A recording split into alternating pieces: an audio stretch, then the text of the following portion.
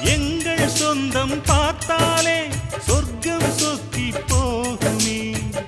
எங்கள் வீட்டில் பூத்தாலே பூவின் நாயுள் கூடுமே.